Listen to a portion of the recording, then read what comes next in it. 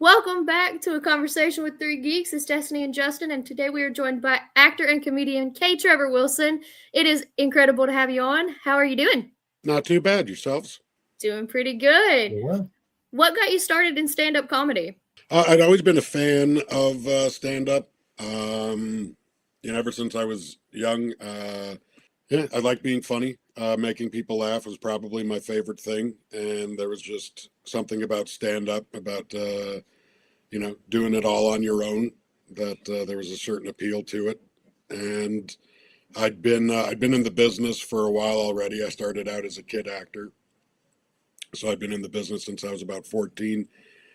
And it was always something I wanted to try. And I went to Humber College for their School of Comedy, Writing, and Performance. Part of that was stand-up. So, we started doing it there. Me and my buddies would go down and try to get onto the open mics wherever we could. And once you got on and got that first laugh on stage, the addiction sets in. Yeah. You've been doing it, so you've said it's about 2 decades now. How has your comedic voice evolved over the years?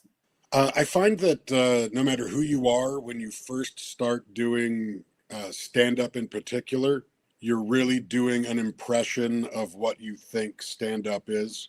It's a little bit of all the comics you've watched over the years, and you're up there presenting what you believe stand-up to be, and it's like that 10,000 hours thing. Yeah. After you put in enough time, you actually figure out who you are up there, and then that's when you actually really start writing comedy. I think for the first 5 years, it's all practice. It's a good way to look at it. So whose voices did you most listen to? Who were your kind of inspirations growing up and kind of pulling from then for your first time? Growing up, George Carlin was a big one. We had a bunch of George Carlin albums. Brian Regan was a favorite of mine.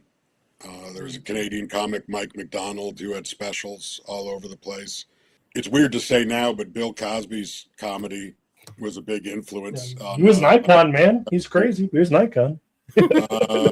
It's kind of weird because there was like at one point it was like, oh yeah, that's obvious to say that name, but now it's like Bill Cosby for his comedy and his comedy only.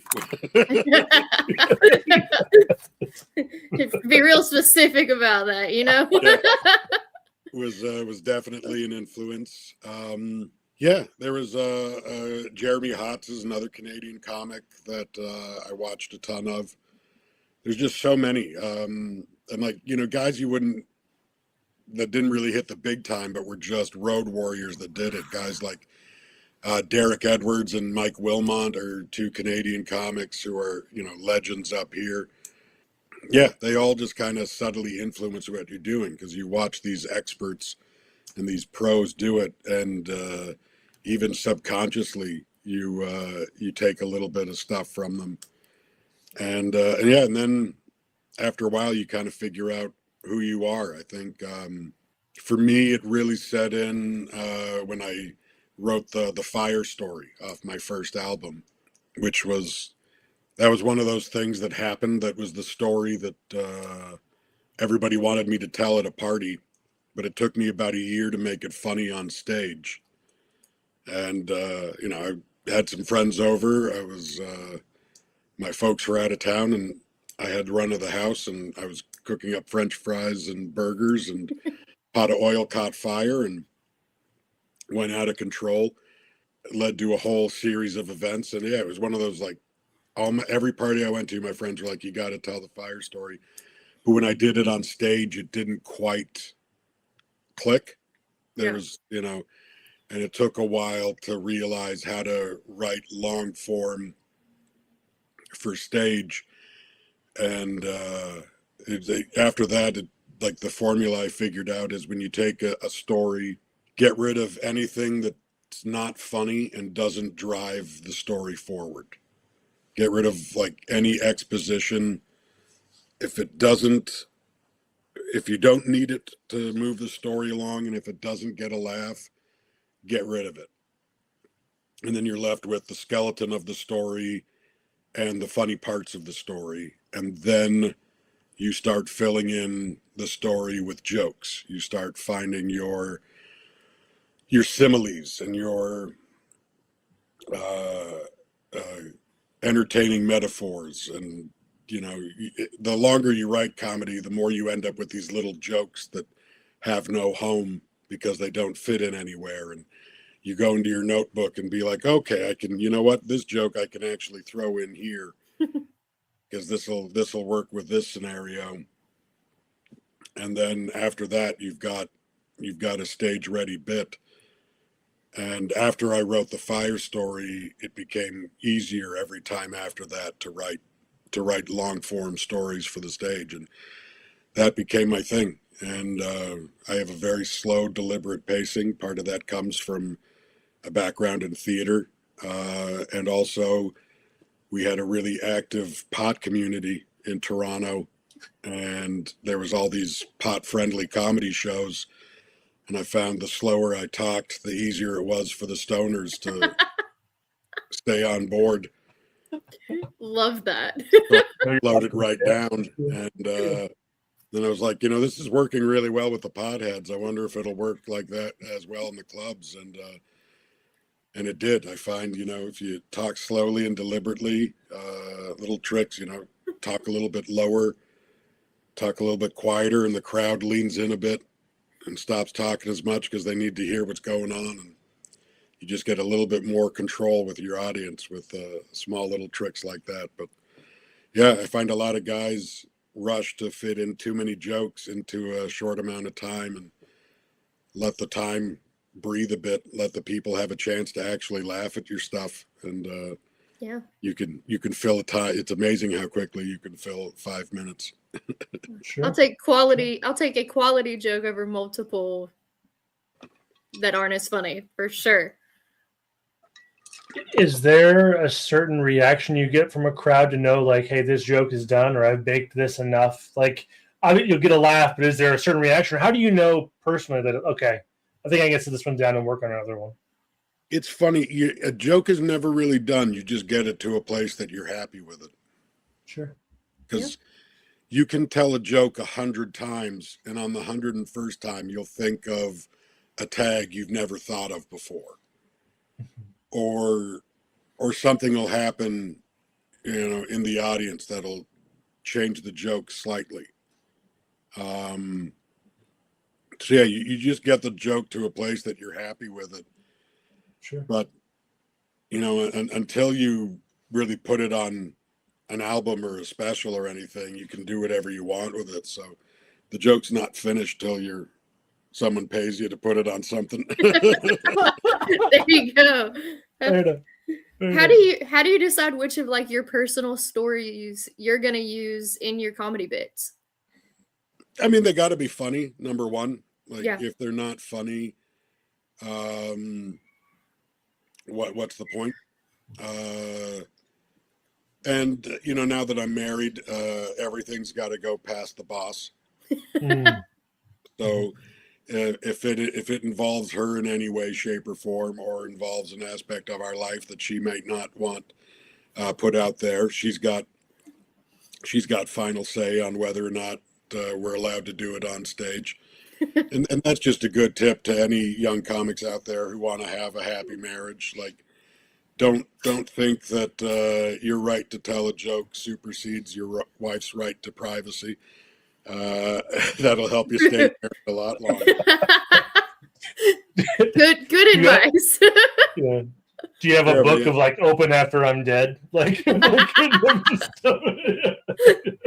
yeah, God bless her. She's got a great sense of humor, so that helps. But yeah, I mean, if she doesn't want it up there, we're not putting it up there. And and yeah, and it's also I tend to like to do things to a theme, like when I'm putting together my overall hours and my larger sets. I kind of like there to be a flow to it that makes sense. So I'll write jokes and they'll be good, but they won't necessarily fit into what I'm doing right now. And so they'll get put on the shelf for another time, for when it makes more sense to do them. Yeah, really, as long as it's funny and as long as it can be turned into a stage bit. Yeah. Because I mean, some stories just aren't funny to the people that weren't there. Yeah. And you have to be able to paint that picture and to recreate that scenario for your audience. Otherwise, they're just going to be looking at you going, like, why are we talking about this? Why are we? But as long as it's relatable enough, and that's the difference, I think, that's what makes comedians is they see the joke. Whenever everyone else has a horrible day and they're like, I never want to think about this ever again, a comedian is like, oh well, this is at least 5 minutes of gold, right? Sometimes your bad days have to be. You have to make them funny. You get more comedy out of awful, awkward interactions than you do from things going well. Definitely. No one wants to hear a guy talk for 45 minutes about how great everything is. That's very true. No, we want to hear the train wrecks. That's what's entertaining. What during like some touring you've done with comedy, what's kind of like the craziest moment you've had? It could be a you moment, it could be a fan moment. I guess it's the definition of crazy. I mean, we've had there's just a lot, I'm trying to pick out like something that is actually entertaining. Because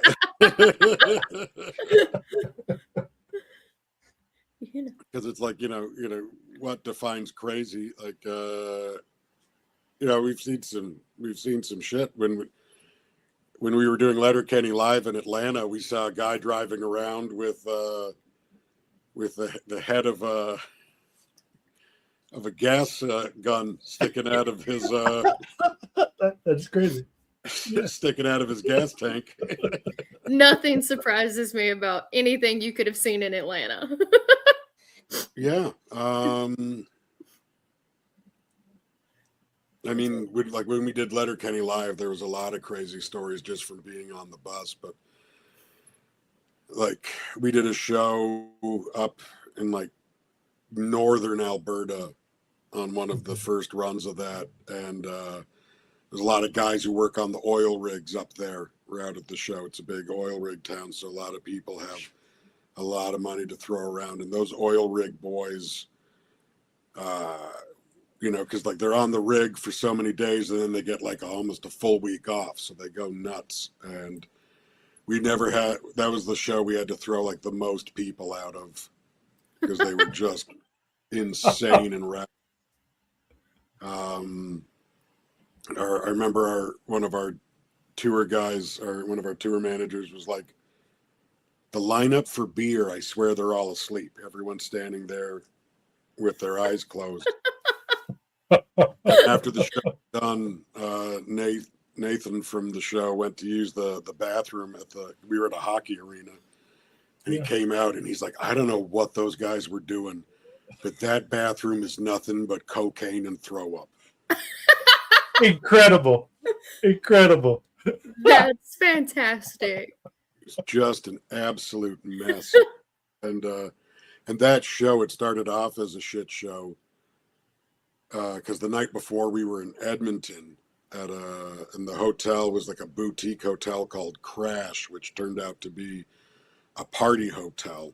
It was on top of a bar, and we came back from our show that night to find that there was a super soft birthday party happening in the bar under our hotel. And it was like, all right, so someone probably leaked that we were here. Yeah. And it was so loud. When we checked into the hotel, there were earplugs on our beds. And we were like, that's weird. Wow. And when we got back, it was so loud. When I called my wife, she was like, why didn't you wait till you were in your room to call me? And I'm sitting on my bed, and she's like, it sounds like you're outdoors. I'm like, no, That's this hotel too. So I got switched to the crew hotel, but Kiso and Nate stuck it out at the party hotel. They just shoved the table up against the door to stop anyone from maybe breaking in and playing Sure. golf. Yeah. But we got to the next town, and where we were doing the show that night, and I just went straight to the venue because they had a laundry machine there, and I could do my laundry because I had about a week's worth of clothes that needed cleaning, and the other guys went to the hotel and passed out, and they were having work done at the hotel. So when the boys woke up, the water had all been shut off at the hotel because they were having work done. And by the time they got to the hockey arena, they all needed to shower, and all the hot water had been used up in the rink. So the boys all had cold showers in the hockey shower. And I was like, oh, I feel real bad because I showered here hours ago and I had all the jets on. I was standing in the middle with 4 different jets just pointing at me. So a little bit of that was my bad. So early bird. Yeah. Yeah, the same opportunity you did, my man. Same opportunity. Everyone was in a great mood that day. Oh. So the story's like, oh, sorry. That was just one of the, and then, another crazy one when we were in LA on the last Letterkenny live tour. We got invited to Ed Norton's house for lunch. He's a huge fan of the show and became good buddies with Kiso.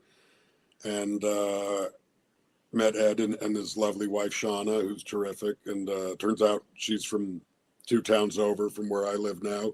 Good Canadian girl. And and then Ed and his wife came to the show with Brad Pitt that night, and we all hung out with Ed Norton and Brad Pitt after the show. That's Brad's a huge Letterkenny fan, so that's great. We're his laundry folding show. Dope, yeah. I love it. Speaking of Letterkenny, sorry, Justin. No, please no. All the characters in Letterkenny have their own fun quirks and phrases. How much creative freedom did you have with Squirrelly Dan to get him to the character he was? Was all of that written, or did you have a little say in some of that?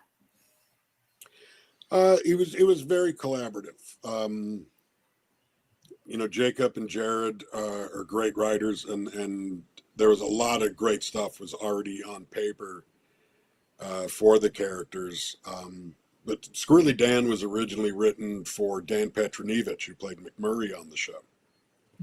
Him and Kiso worked together on a cop drama called 19-2.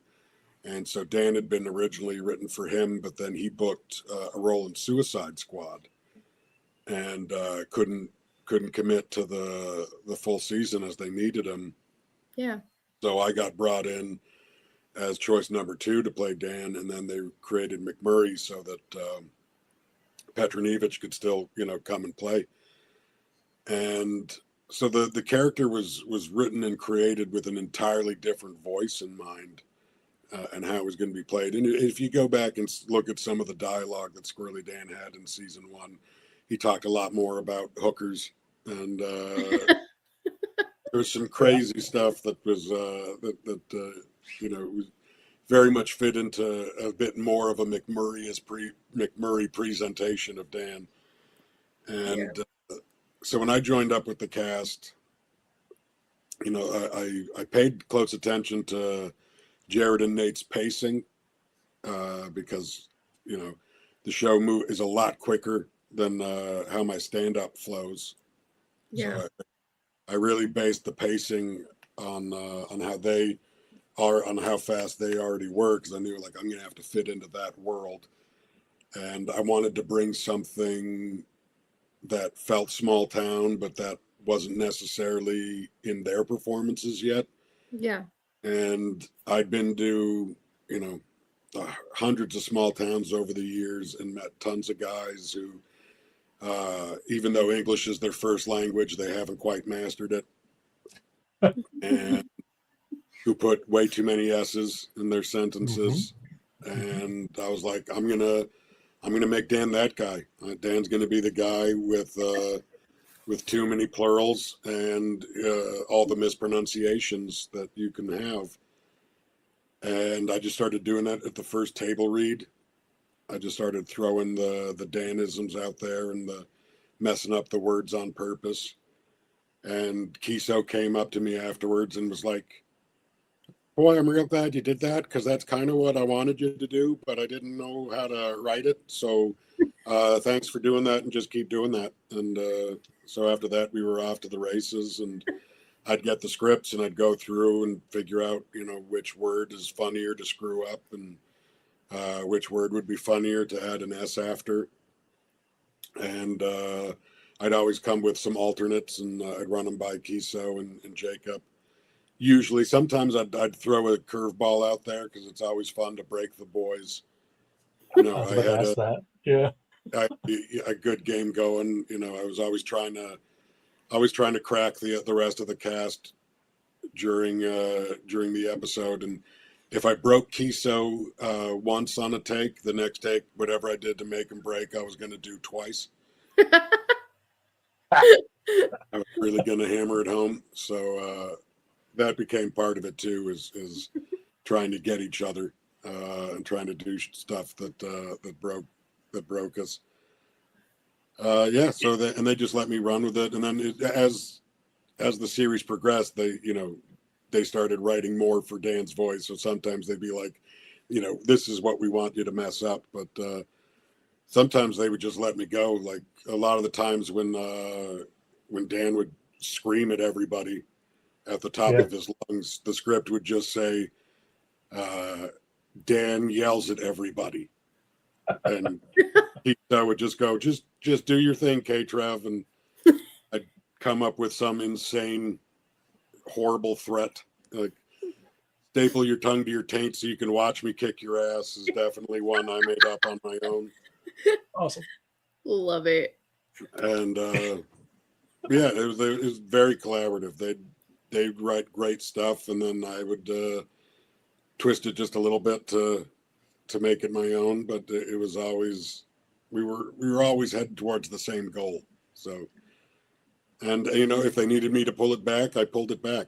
Sometimes Jacob was like, "That was great, but we can't do that in this scene." And I'd be like, "Sure thing." And sometimes I'd come up with a crazy idea, and he'd let me do it, and be like, what if Dan's asleep on the bar, and when he lifts his head up, he's got a whole pickled egg in his mouth? And he's like, we can do it. Love it. Do you have a favorite memory of you guys breaking? Just like a scene you just couldn't get through? There was a few. I mean, obviously, the one that will follow me around forever is probably the butthole scene. Yeah. And the boys had a very tough time doing that. Like on my coverage, they weren't even looking at each other because they're each other's kryptonite. If Nate goes, Jared's going to go, and vice versa. So they were pretty much playing catch with their backs turned, because as I was going off about, it's natural, they were both done. And it took us forever to get a clean take of sushi and sashimi. Incredible. Yeah. That's the one that was coming to mind for me that I would have thought would have been hard to get through. He so kept saying it was because I lost a bunch of weight that year, and my eyes were really expressive. So when I was like struggling to not add the plurals to sushis and sashimis, or that he was like, your eyes were just bugging out of your head, and I couldn't look at it. And he was like, we were doing the takes, and he'd be fighting his laugh, and he'd be like, did we get it? And Jacob be like, no, you have this weird face on the whole. This was the wide. I see all of you in this scene. No, we didn't get it. He's like, you look insane. You have to do it again. Oh, I just imagine that was so much fun. Yeah, I mean, to think the time I broke the hardest working with Lisa, who played Gail on the show. Love her.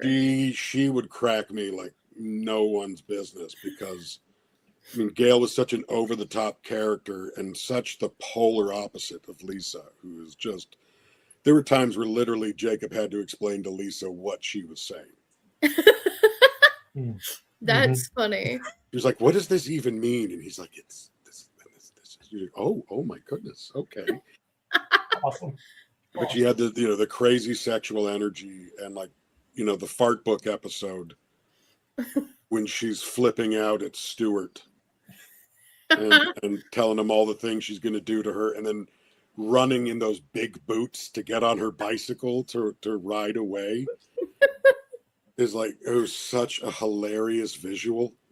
And like, I don't know if there's a clean take of that. Like, I think if you go back and watch that episode, I'm hiding behind the brim of my hat. That was awesome. That's great. Lisa broke me a lot.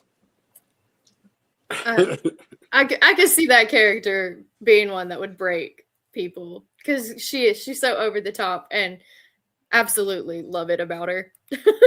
Yeah, the crazy sexual energy from that character. Yeah.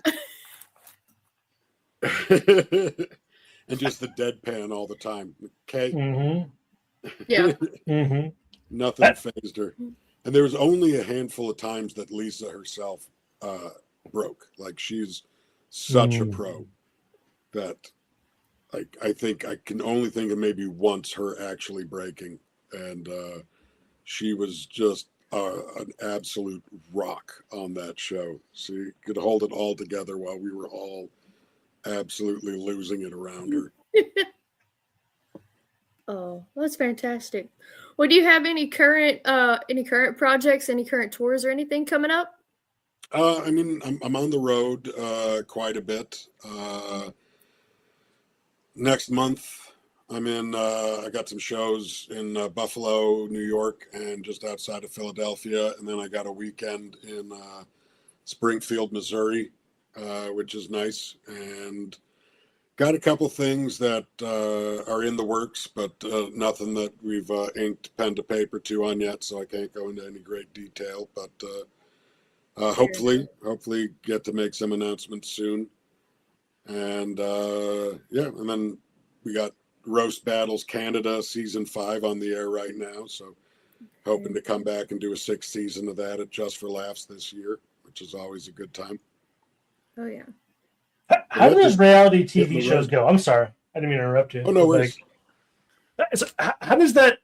I've not talked to anybody that's ever been on one of those shows. So how does that work usually? Is it super hyper competitive? Is it? Well, I mean, like when I was a contestant in Roast Battles, it was a tournament style thing. Yeah. And not really so much reality show because it's not like behind the scenes or anything. It's and in the Canadian version, I'm one of the judges, so I got the easy job. Oh, dope. But I wouldn't really call it reality TV because it's comedians being comedians, and there's no real behind the scenes element to it. But closest thing I've done to reality TV was Last One Laughing, Prime, and that was just surreal.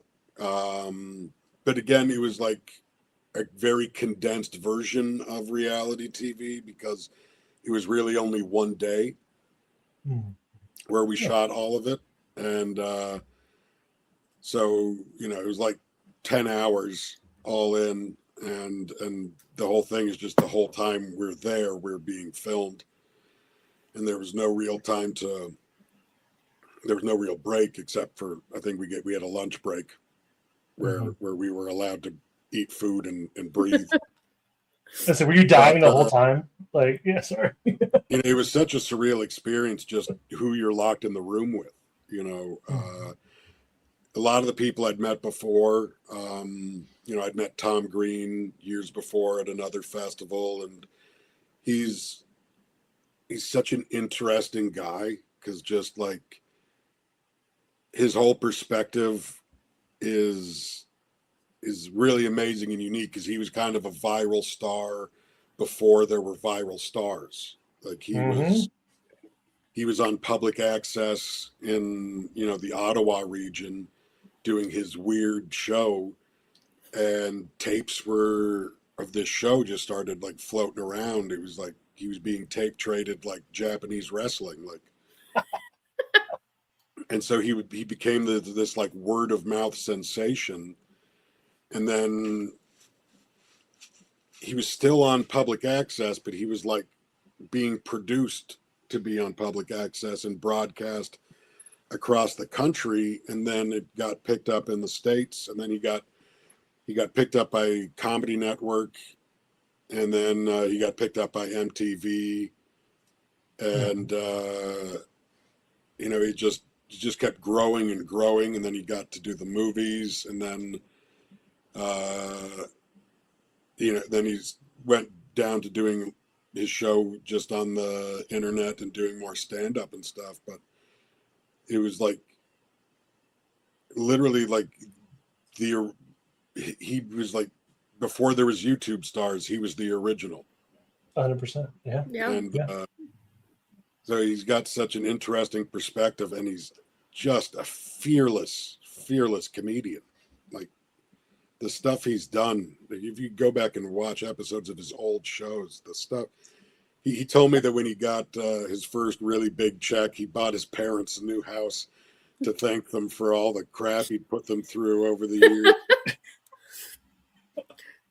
That's the dream. Just thanks, parents. He drove nuts, but such a cool guy. And yet Dave Foley from Kids in the Hall, like an absolute legend. I grew up on Kids in the Hall and news radio. And I'd met Dave a few times before, but being locked in a room with him is a whole different tips. And Caroline Ray, that was my first time meeting Caroline, but again, a stand-up legend, and also Aunt Zelda, or from Sabrina the Teenage Witch. So, and then a lot of good friends like Deb, I'd known for a long time, so it was great. May, I'd known for a long time, so it was great. Colin, I'd worked with before, but he might be the funniest human being on the planet. I can't imagine. Yeah. So sharp, so quick. John LaJoy and I had been Facebook friends for a million years, but that was actually the first time we met in person. And I really liked John, and it was great working with him. And that's awesome. Brandon Ash Muhammad, terrific. I didn't know him that well before it, but I knew him and got to know him a lot better being locked in a room with him. And Baruchel and I have been buddies since we were 19, so I've known him for a long, long time. We did a Pizza Pops ad together when we were kids. So awesome. Anytime I get to hang out with Baruchel's a good day. That's kind of how they sold me on it. I was like, well, I'm probably not going to win this, but at least I get to hang out with Dave. Sure. Yeah, sure. It's still good to just go have a good time. Well, okay, Trevor, it has been incredible having you. Where can people find you online and keep up with what you're up to? Well, I'm the only K. Trevor Wilson on the internet, so it's really easy to find me. I'm at ktrevorwilson.com. On Instagram and Twitter, I am at K. Trevor Wilson. So, if you type K. Trevor Wilson, you'll find out what I'm up to. And my website always has my stand-up going, and whatever I'm doing will be up there. Perfect. Yeah. Well, guys, go give him a follow. Don't forget to like, share, follow, and subscribe here. And K-Trev, thank you again. We appreciate you being here. Oh, thanks for having me. Of course.